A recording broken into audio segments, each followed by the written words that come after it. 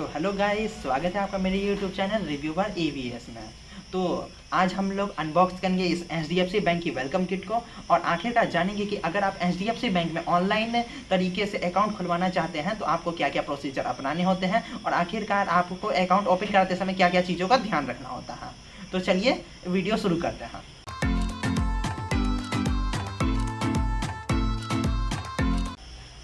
तो वीडियो की शुरुआत हम लोग सबसे पहले अनबॉक्सिंग से करेंगे। अनबॉक्सिंग में आपको मेनली 3 चीज़ें देखने को मिलेंगी। पहला होगा चेकबुक, पासबुक और आपका ये डेबिट कार्ड। इन तीनों के बाद आपकी चाहे आपके पासबुक वेलकम किट में तो कोई खास चीज़ें नहीं होंगी, बस कुछ डॉक्यूमेंटेशंस होगी, उसे मैं आपको अनबॉक्स करके दिखा दूंगा और आप जान जाएंगे कि आपको क्या क्या एक्चुअली में देखने को चीज़ें मिलती हैं। तो उसके बाद चलिए अब हम लोग इस टॉपिक पे बात करते हैं कि आखिरकार मैंने अकाउंट क्यों खुलवाया एचडीएफसी में। तो इसका सबसे पहला कारण था कि मेरे पास जो इससे पहले एचडीएफसी से पहले जो अकाउंट था वो यूको बैंक में था, जो कि एक माइनर अकाउंट था। अब 18 ईयर्स कंप्लीट होने के बाद मैंने यूको बैंक को रिक्वेस्ट किया कि वो मेरे अकाउंट को माइनर से मेजर कर दे। तो उन्होंने मुझसे केवाईसी के फॉर्म भराए, मोबाइल नंबर अपडेट के फॉर्म भराए, 2-4 बार केवाईसी के फॉर्म भराए, बहुत सारे डॉक्यूमेंट्स भरवाए, पर फिर भी मेरा ना तो मोबाइल नंबर ढंग से अपडेट हो पाया, ना ही मेरा अकाउंट माइनर से मेजर हो पाया। अब ढंग से मोबाइल नंबर अपडेट से मेरा ये मतलब है कि हाँ, यूको बैंक में 2 तरह के मोबाइल नंबर अपडेट होते हैं। एक होता है रेसिडेंस मोबाइल नंबर और एक होता है फ़ोन नंबर। तो उन्होंने मेरा रेसिडेंस फ़ोन नंबर चेंज कर दिया, पर मोबाइल मेरा रेसिडेंस नंबर तो चेंज हो गया पर फ़ोन नंबर चेंज नहीं हुआ।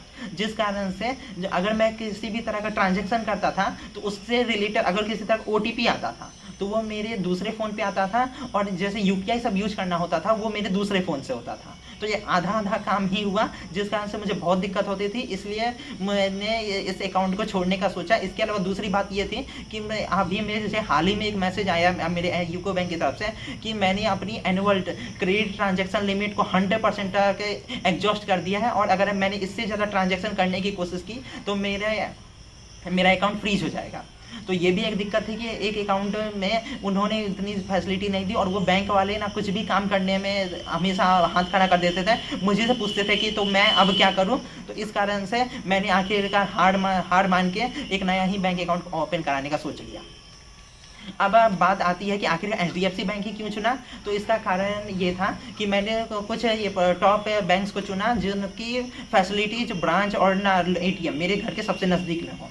तो मैंने 3 बैंकों की तरफ मैंने देखा। तो एक था कोटक महिंद्रा बैंक, दूसरा ईयू बैंक और तीसरा एचडीएफसी बैंक। तो कोटक बैंक में जीरो बैलेंस अकाउंट तो काफ़ी अच्छा था, पर उनकी ब्रांच मेरे घर के नज़दीक ना होने के कारण उनमें अकाउंट खुलवा पाना पॉसिबल नहीं था।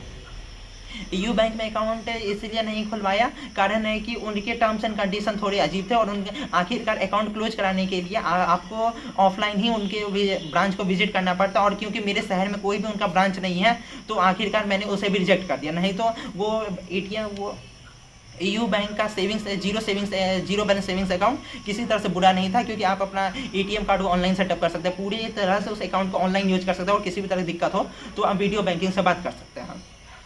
पर आखिरकार जब उन्होंने मेरे सवाल का ये जवाब दिया कि अकाउंट सिर्फ और सिर्फ ब्रांच से ही क्लोज हो सकता है, तो मैंने आखिरकार उसे भी रिजेक्ट कर दिया। अब एचडीएफसी बैंक मेरे घर के नज़दीक में ही था, तो इसीलिए मैंने सोचा कि उसे ही चूज़ करता हूँ। उसका एटीएम भी मेरे घर के नज़दीक में है और उसकी ब्रांच भी, तो किसी भी तरह की दिक्कत हो तो मैं उसके ब्रांच में जा सकता हूँ। तो उसके बाद मैंने ये डिसाइड किया कि अकाउंट ऑनलाइन खुलवाया जाए कि ऑफलाइन। तो ऑनलाइन या ऑफलाइन पे खुलवाना हो तो मैं आपको पहले ही बता देता हूँ कि मैंने दोनों तरीके से अकाउंट ओपन कराया है और मुझे पूरा एक्सपीरियंस है। तो इसको लेकर मैं बाद में अभी बात करूँगा, पर अभी के लिए मैं इस अकाउंट को ऑनलाइन थ्रू से खुलवाना चाह रहा था, क्योंकि मुझे शुरू में डर था कि क्या पता है एचडीएफसी बैंक वाले और ऑफलाइन अकाउंट खुलवाने में कितने रुपये मांगेंगे। मुझे कुछ बहुत कम बैलेंस वाला अकाउंट खुलवाना था, इसलिए मैंने आखिरकार इसे ही चुना कि ऑनलाइन अकाउंट खुलवाया जाए। तो अकाउंट ऑनलाइन खुलवाने जाएंगे तो आपके लिए सबसे ज़्यादा जरूरी ये है कि आपने आधार के जरिए, आधार ओटीपी से जो केवाईसी के जरिए अकाउंट खुलवाने का प्रोसीजर होता है, आपने इससे पहले कभी ना करवाया हो। ये आपका फर्स्ट अकाउंट ही होना चाहिए जो आपका इस तरह से खुलना चाहिए, क्योंकि आप एक से ज़्यादा अकाउंट आरबीआई के रूल्स के अकॉर्डिंग नहीं खुलवा सकते। तो हमने सबसे पहले अपने आधार में मोबाइल नंबर अपडेट करा लिया, और अपने फ़ोन में भी एक नया सिम खरीद कर रख लिया, जिसके साथ हम लोग एचडीएफसी के इस बैंक को यूज करने वाले थे। तो सब कुछ अपडेट होने के बाद आपको अपना मोबाइल नंबर डालना होता है, OTP आता है, पैन कार्ड को वेरीफाई कराना होता है, उसके बाद आपको अपनी आधार कार्ड से डिटेल्स फैच हो जाती है और कुछ मामूली सी इन्फॉर्मेशन देनी होती है, उस पर नेक्स्ट बढ़ना होता है। अब HDFC में एक दिक्कत मैं आपको पहले ही बता देता हूँ कि अगर आप ऑनलाइन अकाउंट खुलवाने जाएंगे तो आपको ये देखने को मिलेगा कि आपकी पसंद का अकाउंट जरूरी नहीं कि हर बार आए।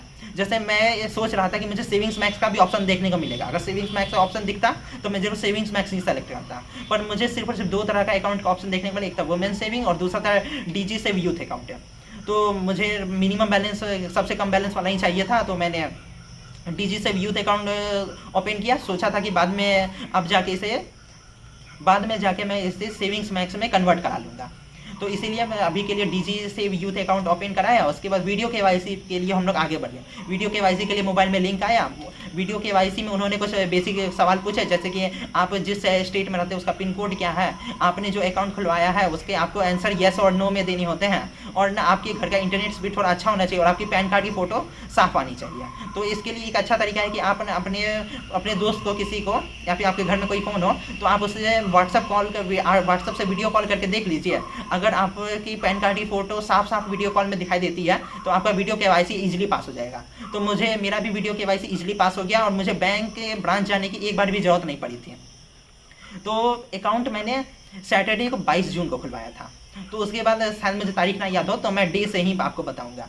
तो 22 जून को अकाउंट खुलवाया। KYC जो थी मेरी वो संडे को कंप्लीट हो गई, और ये मुझे कैसे पता चला कि मेरी KYC कंप्लीट हो गई, तो उन्होंने इसका ईमेल किया था और मैंने नेट बैंकिंग में सैटरडे के दिन ही लॉगिन कर लिया था, सेम डे जिस दिन अकाउंट खुलवाया था 22 जून को। तो उसी दिन मैंने अकाउंट खुलवा लिया था। उसी में मैंने देखा था कि मेरी KYC स्टेटस पेंडिंग शो कर रही है, जो अगले दिन संडे के दिन में ये आखिरकार वाई शो करने लगे। वाई का मतलब यस होता है, यानी KYC मेरी कंप्लीट हो गई था। तो उसके बाद ट्यूसडे को मेरे नेट बैंकिंग में शो करने लग गया कि मेरे अकाउंट से मेरा डेबिट कार्ड लिंक हो गया है, जो था ईजी शॉप का money back debit card. Easy shop का नहीं, वीजा का मनी बैक डेबिट कार्ड। तो मुझे इस बात का कन्फ्यूजन था कि आखिरकार हमें कौन सा डेबिट कार्ड मिलेगा, क्योंकि कई लोग यूट्यूब में वीडियो बना रहे हैं कि मिलेनिया डेबिट कार्ड देखने को मिलता है, पर मुझे आखिरकार मनी बैक डेबिट कार्ड ही देखने को मिला। तो मनी बैक डेबिट कार्ड मुझे शो करने लग गया था ट्यूसडे को। और उसके बाद मेरी जो ये वेलकम किट है ये डिस्पैच हुई थी थर्सडे के दिन ये हमारी वेलकम किट डिस्पैच हुई, और उसके साथ हमें किसी भी तरह का ट्रैकिंग नंबर देखने को नहीं मिला था। फिर सैटरडे के दिन हमें HDFC की तरफ से मैसेज आता है कि उन्होंने हमें वेलकम किट की ट्रैकिंग ID दी, और जब मैंने ट्रैकिंग ID से ट्रैक किया तो पता चला कि वो प्रोडक्ट आज ही आउट फॉर डिलीवरी हो गया है। तो सैटरडे के दिन वो मुझे डिलीवर भी हो गया, यानी मैंने पिछले सैटरडे को अकाउंट खुलाया और अगले सैटरडे को मुझे मिल गया, यानी प्रॉपर 1 वीक के अंदर मेरा अकाउंट खुल के मेरे पास वेलकम किट हाथ में तक आ गई। तो HDFC बैंक के साथ वेलकम किट पाना तो बहुत अच्छा था। उनकी बैंकिंग भी काफ़ी सीमलेस है, अगर आप उनकी नेट बैंकिंग बात करें तो काफ़ी बेहतर वो चलती रहती है। तो ये एक बहुत ही उनके साथ प्लस पॉइंट है। तो चलिए अब इस वेलकम किट को अनबॉक्स करते हैं और देखते हैं कि आखिरकार हमें इसके अंदर क्या क्या चीज़ें देखने को मिलती हैं। तो ये ब्लू कलर की पैकेजिंग के अंदर आता है। तो चलिए इसे साइड से कट करते हैं और देखते हैं कि इसके अंदर क्या क्या चीज़ें देखने को मिलती हैं। तो उसे कट करने पर सबसे पहले आपको ये सारी चीज़ें देखने को मिलेगी कि आपको इसके साथ क्या क्या चीज़ें देखने को मिलती हैं। जैसे इसमें साफ तौर से लिखा हुआ है कि इसके साथ आपको एक चेकबुक, एक कार्ड, नेट बैंकिंग पिन आपको इसके साथ नहीं देखने को मिलेगी, और एक पासबुक देखने को मिलेगी। तो यही लिखा हुआ है। तो चलिए इस पन्ने को हटाते हैं और देखते हैं कि और क्या क्या चीज़ें देखने को मिलती हैं। तो यहाँ पर सबसे पहले आपको देखने को मिलेगा कि आपके डेबिट, आपका अकाउंट नंबर और उसकी लिमिट क्या है, और आपका नाम, आपने कौन सा अकाउंट खुलवाया है, और आपका एड्रेस लिखा हुआ होगा। इसको हटाने के बाद आपको आपकी चेकबुक देखने को मिलेगी। तो चेकबुक में टोटल 5 पन्ने फ्री में दिए जाते हैं। इसके अलावा एडिशनल हर एक पन्ने को मंगाने पे आपको 4 रुपये पर लीफ के हिसाब से पेमेंट करनी होती है। इसके बाद आपको आपकी पासबुक देखने को मिलती है। पासबुक में आपकी सारी इन्फॉर्मेशन दी हुई होती है, और इसके साथ ये भी लिखा होता है कि आपने कौन सा अकाउंट उसमें खुलवाया है। तो पासबुक के बाद हमें कुछ डॉक्यूमेंटेशन देखने को मिलती हैं। तो सबसे पहले हम लोग को जो डॉक्यूमेंट देखने को मिला वो है कोड ऑफ कंडक्ट। उसके सेकंड डॉक्यूमेंट हम लोग को देखने को मिला है कुछ इनके एडवर्टीजमेंट्स। कुछ केवाईसी रिलेटेड कुछ ये बता रहे हैं कि जैसे कि हमारा जो डेबिट कार्ड है उसमें केवल केवल पॉस और एटीएम यूज ही एक्टिवेटेड है। ई कॉमर्स और कॉन्टैक्टलेस को आपको खुद से एक्टिवेट कराना होगा।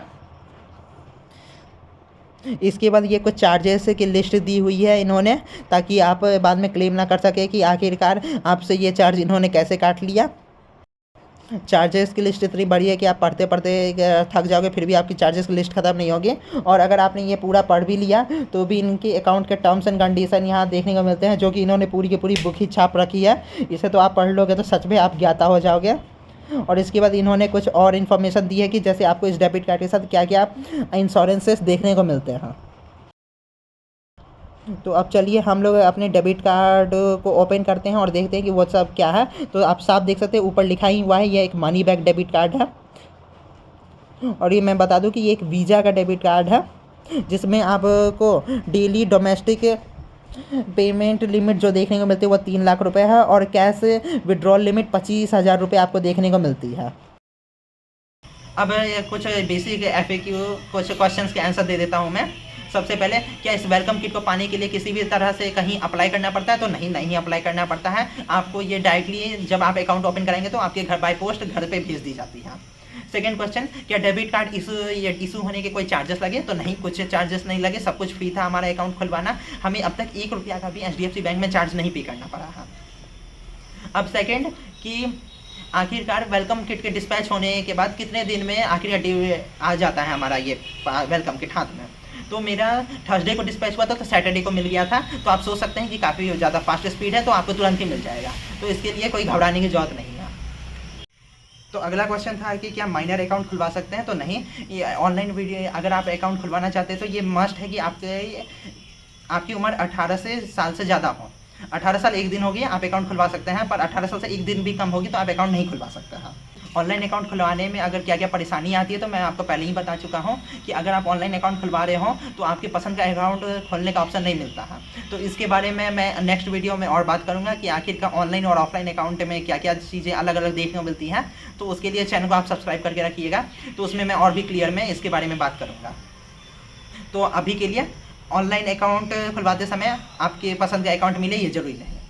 वीडियो KYC में क्या क्या परेशानी आती है? वीडियो KYC में सबसे बड़ी परेशानी, अगर आप इधर उधर देख रहे होंगे तो आपकी वीडियो KYC कैंसिल हो जाती है। अगर इंटरनेट की क्वालिटी अच्छी नहीं होगी वीडियो KYC कैंसिल हो जाएगी। अगर आपका पैन कार्ड पे रिफ्लेक्शन आ रहा है लाइट का, वीडियो KYC कैंसिल हो जाएगी। मतलब कि वीडियो KYC के समय घर में पूरा सन्नाटा होना चाहिए, आप इधर उधर ना देख रहे हो, आपको आपने क्या फॉर्म में भरा ये आपको कंठस्थ हो, आपकी वीडियो KYC ईजिली हो जाती है। तो हमें तो कंठस्थ था इसलिए हमारी बहुत ईजिली हो गई। पर किसी के घर में है कोई जिनका फॉर्म किसी और ने भरा है, उन्होंने 100% जानकारी नहीं कि उन्होंने क्या भरा है, तो उनकी वीडियो KYC कैंसिल हो जाती है। अब नेट बैंकिंग और मोबाइल बैंकिंग में कब लॉगिन कर सकते हैं और कैसे कर सकते हैं? तो अगर आपने अकाउंट ऑनलाइन खुलवाया है तो आप सेम डे ही लॉगिन भी कर सकते हैं, और मोबाइल बैंकिंग में भी और इंटरनेट बैंकिंग में भी। इसके लिए आपको बस कुछ नहीं करना, आपके पास फॉरगॉट है या अपना पासवर्ड पे क्लिक करना है, और उसके बाद आपको अपनी कस्टमर ID डालनी है, और वहाँ पर आप ईमेल और मोबाइल नंबर पे जो ये OTP आएगा उसके ज़रिए आप अपनी पासवर्ड को फिर से सेट कर सकते हैं। तो इसलिए आप सेम डे लॉगिन कर सकते हैं, इसका कोई प्रॉब्लम नहीं होता है।